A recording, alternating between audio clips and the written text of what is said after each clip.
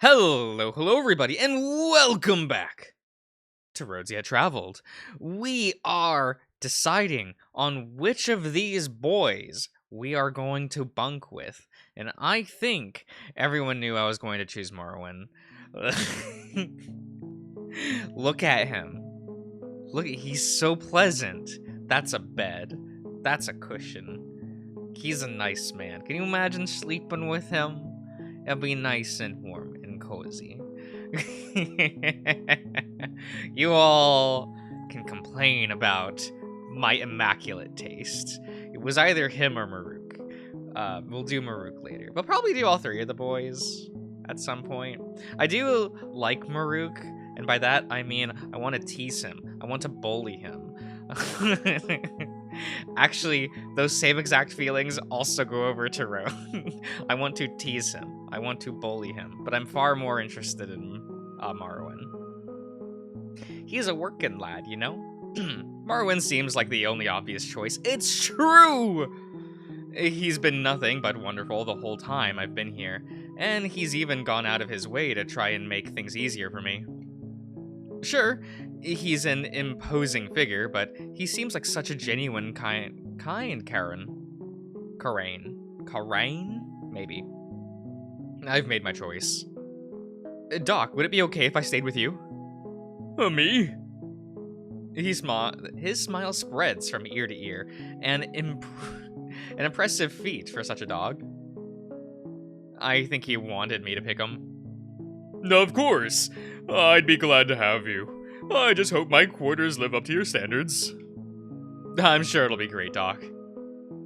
Looking to the others, I notice Maruk is quite relieved, understandingly so. I can attest to how much it sucks staying here for so long. Even Roan is offering a pretty sizable smile. I think he's just happy I'll be out of here. Yeah, great choice. Anyway, weren't we going to get dinner soon? We can, leave now, you know. Oh. Yes, I had almost forgotten. All of this build-up just to open a damn door. I head to the desk to assemble my meager possessions, taking one last look at my cell. An uneasy wave of nostalgia washes over me, but I cannot determine why.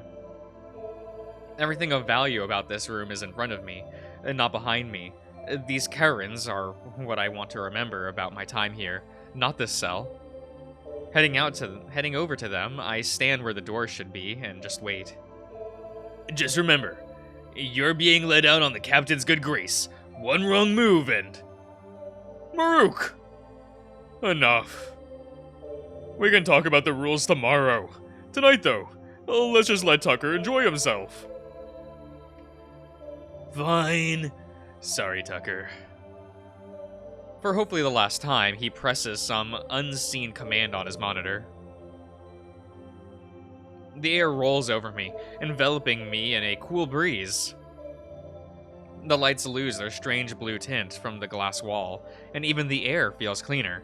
You've been out of the cell once before, Tucker. Sure, it's because you, fell flat on your face, because, Roan here do be a lad. But, yeah, no, still, it's only been 6 days. All eyes are on me. It's such a little thing, one small step, but it feels like a journey in and of itself. With one giant leap, I breach the barrier and join my guardians on the other side. Which is met with a bit of confusion. Did you trip or something? No, I just, let's just get dinner. Whatever. It feels right seeing them from this side of the wall. There isn't some veil obscuring their faces. Should I, shake their paws or something? Maybe later. Gesturing to the door, we make our way out. I wonder if I've been here before. If this place is anything like they've said, it could be anywhere, really. I'm just glad it's empty. I'd hate to deal with a crowd right now. So remind me, Doc, where is he allowed to go again? If I remember how the captain put it, they're allowed in the executive suites, the upper deck, and any necessary research labs. And wherever Director Tyrant ends up. No one really seems to know what I do, huh? I know what you do, Roan, and I appreciate you for it. When we first met, I found you sleeping in a vent. I appreciate you slightly less. No! That's good. That's good. We love to hear it. We all get a small laugh out of that. I think I even saw Maruk's scowl waver. Well, I need to stretch my legs. I'm gonna go to the cafeteria and get the biggest meal they'll let me take. For all of us, thank you, Maruk. Yeah. For all of us. Anyway, just get to the library. I'll meet you there. With Maruk gone, Marrowyn takes the lead. Hey, Doc, are you sure it's okay for me to be walking around? I mean, I know I'm allowed to be out, kind of, but, Oh, I'm sorry. Are you worried? Trust me. As long as you're with us. He looks to Roan, who is not paying attention right now. Oh, well, as long as you're with one of your guardians, you should be fine. That being said, most of the crew still doesn't know you exist. The captain is going to release a formal debriefing tomorrow morning. But please, if you're worried about anything, let me know and I can try to help you. I understand it might be stressful. Wait, most people here still don't know I exist? Whoa. Wait, what if we walk into someone who freaks out? It's late.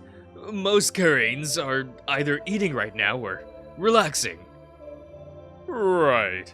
As Roan said, this is not a place most would spend their off hours. And once we get closer to the library, fewer still. If you are uncertain, though, perhaps we could take another route. I believe the back elevator may be quicker. People will be using that to come and go from the cafeteria. Follow me. Roan takes a sharp turn down a hall, and Doc looks between us, before shrugging and gesturing for me to follow. Doc, who is the captain everyone keeps bringing up? The captain. Well, she helms the ship, literally and figuratively. She manages all transportation and maneuvering logistics, along with maintaining schedules and timetables for projects. She's a very busy woman. I had only met with her a few times before, well, finding you. She's taken an interest in you. In fact, she even took time to visit you while you were in your cell. But yes, I understand if she came off as mysterious. She did? Was I awake? The cell was on the isolation setting, so you couldn't see her. But she was there. I guess that's what they call it when the wall was down. That's even more suspicious, though. When was that? Have you ever met her, Roan? Yeah. Once or twice. Right. Well, she'll stay out of your way if you don't cause any trouble. I can assure to that. If you do cause any trouble, you'd have to deal with me anyways. If you do ever meet her, though, be sure to address her as Captain, and nothing more. She's a bit specific about it. Oh, okay, thanks. He offers me a smile and a gentle pat on my back. None of that really did anything to save my curiosity, but I guess I'll find out sooner or later. In here. We both turn to see that Roan seems to have led us to a supply closet. If this is the library door, it doesn't live up to expectations. Roan, did you need to pick something up? You could have just said so. We would have waited. No. Come inside. Please. With a shrug from Doc, we head inside. It seems to be a supply closet. Yeah, closet indeed, but when Roan pulled a big switch on the wall, one of the panels started to move. Inside is a dark hallway, like from all of those days ago. I guess this is how Roan gets around. We can go through here without anyone seeing us, if you don't mind taking the service route. Ah, good thinking, Director. A good idea, Roan. He just nods and steps through, his arms illuminating the narrow walls as he heads down. I suppose we should follow him before we end up getting lost. I hope Morrow doesn't get stuck. I don't see these halls were designed for someone of his stature. He's got that big belly. Going this way, I don't really get to see more of the ship, but at least no one else will see me. There'll be plenty of time for sightseeing later, when I officially exist. Are we thuddin'? A damn thing. Turning around, I see poor Doc rubbing his head. Perhaps he should have gone the normal way. You sure you want to come this way, Doc? It might be a bit of a hassle. No, it's fine. I simply misjudged how low the ceilings were. Anyways, I was assigned to look after you. If I let you get lost in the maintenance ducts again, I don't think I'd be doing a good job. I've been worried about you, which is why, which I know may be hard to believe. But please, know that I think he forgot what he was saying, and he ends up hitting his head on another pipe. Just know I am here for you. If you need me, of course. Despite everything, it's a little hard to believe. I'm glad he knows it too, but the offer still means a lot to me. Thanks, Doc. I'll remember that. And, are you okay? Yes. No worries. Takes more than that to bring me down. Although, considering we're still at the entrance. Aw, shit, we totally weren't moving. Is Roan still going, or... Guys, are you coming? You can't just ask that. You can't just ask that, Roan. Like, are you? Oh, thank goodness. Getting lost in the vents, again, is really not an idea I treasure. Roan keeps holding us up to check various dials and panels along the way, but finally we come to an exit. Okay, the library is just over there. I'll take this panel down and go see if anyone's inside. And if there is, do you mind asking them to leave? Roan just taps away at his monitor before turning back to us. I won't have to. The lights just went out anyways. With that, he heads out, leaving what I can only assume is a wet floor sign. Did he just... Huh. Noticing Marrowyn staring at me, I pipe up. Are you okay, Marrowyn? Huh? What do you mean, Tucker? Well, with everything going on. I know you say you're here for me, but surely you have opinions on everything that's been happening. Well, yes. But they only matter insofar as you are out of the cell. That can't be all. No, it is not all, Tucker, but I don't wish to worry you with things right now. There's nothing truly pressing, if you must know, but things are still complicated. Very complicated. As I'm sure you can understand. I mean, by the heart, we're inside of the vent right now just to get you dinner. Not everyone sees it how I do, but that you're just in need of help. How many people even know right now?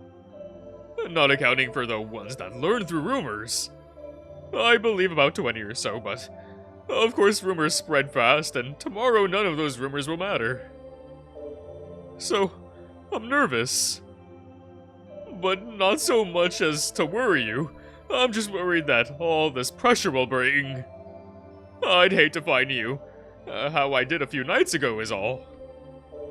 I'm sure it'll be okay, Doc. Just one day at a time, and all. Of course. He does little to hide an unconvinced expression on his muzzle. I look away, disheveled and cold. A whisper tries to escape Doc's lips, but fail to incarnate.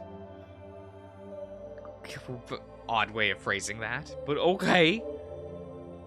Even the, Thrumming? Thrumming of the pipes dulls into a lurid oblivion of white noise. A false simulacrum of nothing. Oh, his flip phone. Yes! I love this. I don't think you realize how much I love this. Willing, it would persist ad infinitum. But I'm tripping over myself right now, guys. It is bad. Go Manasari. But in a most pathetic attempt to clear his throat, Doc speaks up. Looks like Rowan managed to empty the library and lock up for us. Shall we? Right, let's go. Stepping out of the maintenance tunnel, we head swiftly down the hall toward a set of grand doors. There's no one here but a set of Curran down the hall. They don't approach us, but they do stare. A whistle informs the others of some unknown fact, and the way they look at me says it all. While Marrowyn looks at me as though I were a child, Marrowyn looks at me as a doctor would a patient, and Rune almost just as another crewmate. Look at me and know what I am. Pray. As if I should be behind glass, something to be researched and discarded. Standing close to Doc, I try to keep him between us. He doesn't mention it, and for once I'm thankful. We arrive at the doors and give them a small knock. They open, but a few inches and a half of Rune's muzzle peeks out from inside. The lights are broken. I'm fixing them. Please come back later. It's us, Rowan. Oh, hurry in then. Okay. The door only opens wide enough for me to slip inside. Marrow offers an annoyed and squeezes in after me. What a cozy little place. What a little library. Yeah! Wait a damn minute, why does this place just look like how I imagined it? Doc, you never said the library was this beautiful. Did I not? The,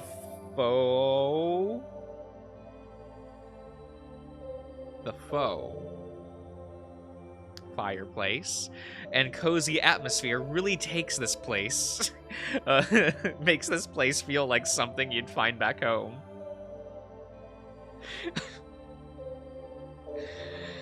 None of you remember the Glory Hounds playthrough, right? Yeah, we'll just...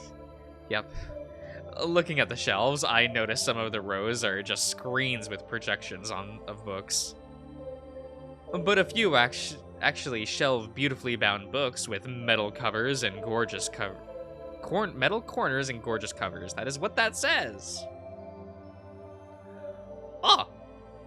Look, why is Rowan sitting like that? Rowan, the floor is not lava. Okay. Crossing my seat on the couch, I am pleasantly joined by Marrowyn as Rowan pulls over a large lounge chair and sits across from us. So, Tucker, are you happy to be out of your cell? Definitely. Although I'm about just as excited to see what else is out here. This alone is a huge shock. I gesture to the room. If the rest of the station is half as nice as this, I'm sure I'll be okay. I'm glad. He's sitting, but I swear I see his tail manage a small wag. Yes. There will be plenty of time to see the sights once we're settled in. Although, I'm afraid I'm going to suggest what we should do. That we should, we are going to have to take things slow. You aren't even allowed access to most of the station yet. You'll see them, though, I promise. The real sounds of a fake fire envelop the room in a warm tone. False embers cast minor shadows along the spines of projected kindling. Despite the falsity of it all, it still warms me to my core. I still need to find a way home, but this... Why do you need to find a way home? Look at these doggos. Don't you want to stay with them? I'd probably be okay with that. You'd all be okay with that, right? If I just, like, peaced out and hung out on a space station with a bunch of dog men. I mean, I guess if I still have internet, maybe we'd be fine. It might be manageable. Oh. As if moved by an unforeseen force, we all turned to face the door. I wonder if we should have left a do not disturb sign out there. Well, everyone gets up, okay. Roan gets up and cautiously walks over. The lights are out and, help me with the food, damn it. Oh, sorry. Marrowyn walks in with with some trays, and eventually, with Doc's help, everyone gets everything set up. Oh, look at that! We got some food. We got some. What do we got going on here? Where the H key hides it, right? There we go. We got some soups. Got some soups. We got some dumplings. We got some greens. This is all the food you can bring. With him saying, like, I'll get all the food I'm allowed to order. Like, is this it? Is this it? That's Marrowyn. I'm shooketh. That's fine, though. Took you long enough. I was worried you'd forgotten about us. About you? I could never. Now shut up and help me figure out what's what. Looking over the array of different foods, it seems he really did his best to get an assortment for us. Or at least for himself. Everything smells so good, but Doc quickly separates my meal from the rest. And I see nothing new waits for me. Eat your oatmeal, Tucker. Eat your oats. Marrowyn, I'm surprised. You did such a good job fetching dinner. I expected you to at least forget about Tucker's food choices. Thanks for the vote of confidence, Doc. Oh, I trust you completely, Marrowyn. I also know how bad your memory can be. Yeah. You forget one meeting and I get... whatever. Here, you like these, yeah? Marrowyn hands him a small dish with some kind of buns on it. It's nice to see those two interact as friends. I still don't entirely understand their relationship, but it's still nice nevertheless. I'm mainly glad they don't always act so professional. I think I've had a hard time dealing with all of this if they weren't so casual about everything. All of them, actually. As Marrowyn digs right in, I assume it's fine to continue. The food is boring as always, but the company makes up for it a bit. Marrowyn enjoys gnawing on some kind of meat dish, as Doc eats one of the buns in a single bite. Guess he was finally hungry. Everyone is just in their own little world, eating their dinner and enjoying themselves.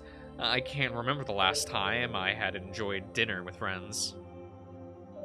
Well, whatever they are, I'm glad to have them here.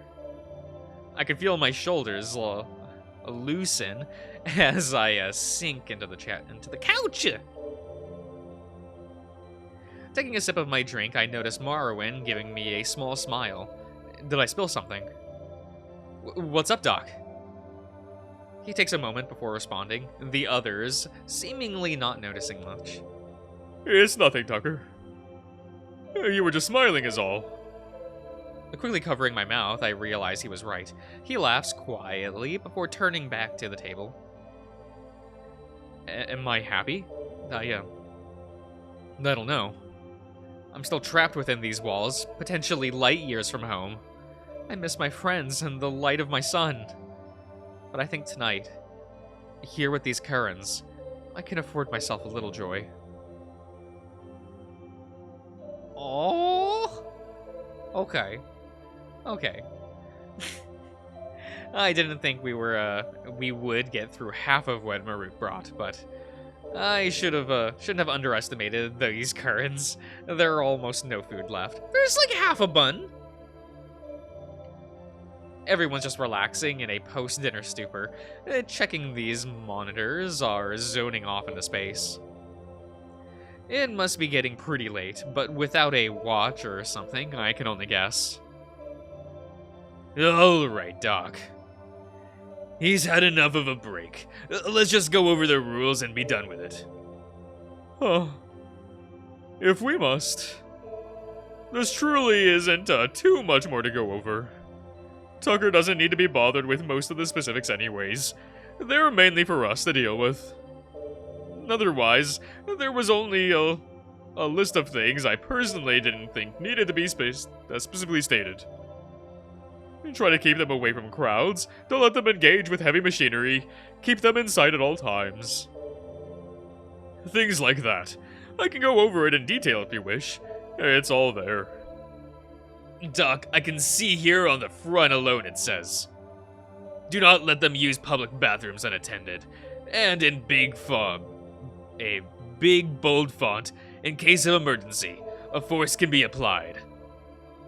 That's a bit different than what you said. I was paraphrasing. Paraphrasing? Doc.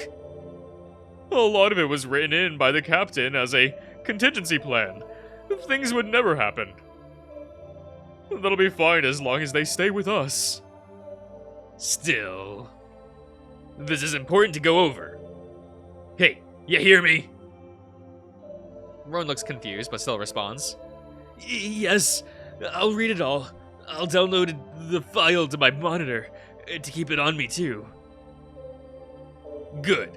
As for you. Here we go. Well, Doc may try to treat you like a kid. This is important. I know you can't read this, for whatever reason, but make sure you figure it out. Yeah, I know, Maruk. Trust me, I'm not excited for any more attention myself. Even if he's being very blunt about it, he's right. Doc's acting strange about this whole thing. Anyways, how long are we going to, how long do we have until she announces all of this? The whole, "we have an alien aboard now" type thing. There will be an announcement that will go out tomorrow morning to all members of the staff. He pulls his crappy little monitor and hits a few buttons before. There. You can review it too, if you wish. As they go about reading the details of my release, the scrolling gets slower and slower. And eventually, the changes in their expressions tell me that something may be wrong.